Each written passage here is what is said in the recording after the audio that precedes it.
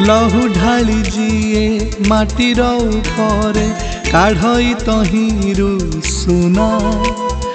लंगले लेखे से जातिर भविष्य केड़े कला ताकू जणा षड़ ऋतु व्याधि सही जाई पुणी पोषे से जगत पेट कोटि नमस्कार कृषि भाई कुम से तो सहज करिछि बाट से तो सहज करिछि बाट हाँ से तो सहज करिछि बाट।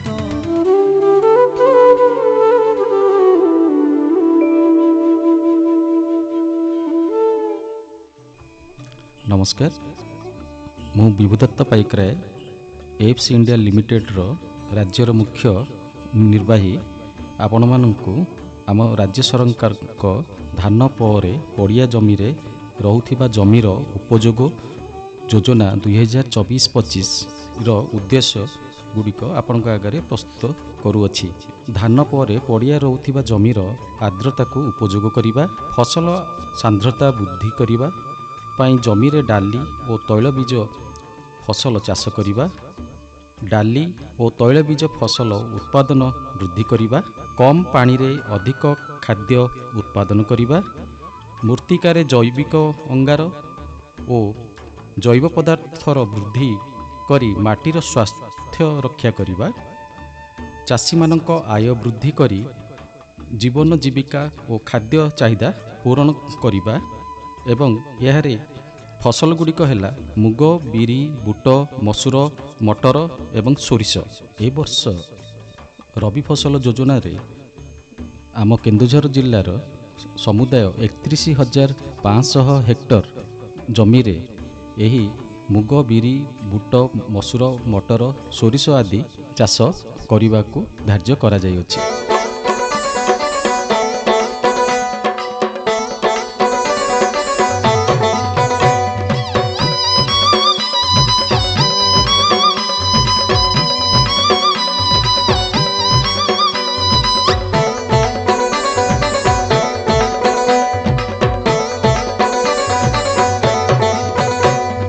धर्म दांडे पंडा पुओ आजी पाद देई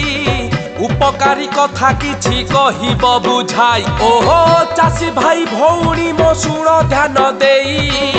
चाष बास लाभ कथाय पंडा जाकू हई ए पंडा जाकू हई न रखी पड़िया जमी धान चाष परे डाली अबा तैल बीज फलाई से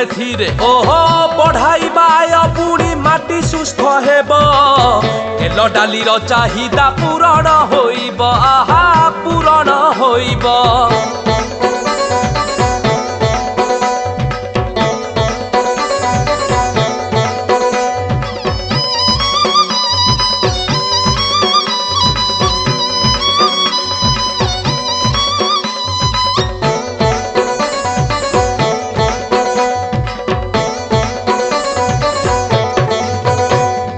मटर मसूर बुट मुग बिरी डाली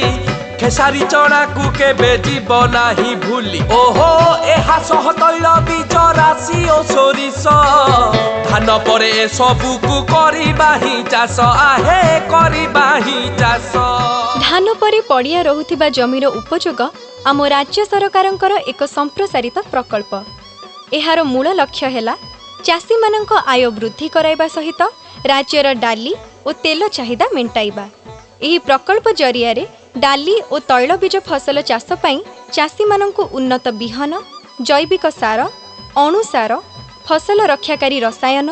समन्वित रोगपोक परिचालन रे व्यवहृत जंत्रपाति एवं मूर्तिका उपचार होइथिबा डोलमाइट जोगाई दिया जाउछि। आस करिबा पूरण खाद्यर चाहिदा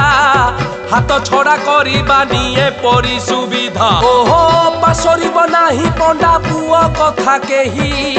विविध फसल एबे चाष कर जाई आहा चाष कर जाई। अनुगुण बौद्ध और केन्दुझर जिल्ला रे एही प्रकल्प को कार्यकारी करिबा पई एएफसी इंडिया लिमिटेड को कार्यकारी संस्था भावे मनोनीत करा जायछि। एही संस्था जिल्लार मुख्य कृषि अधिकारी प्रत्यक्ष सहयोग रे एही कार्यक्रम को जिल्ला रे कार्यकारी कराउछंती। 90 रे हुए एहार प्रसार radio Zuha radio Zuha radio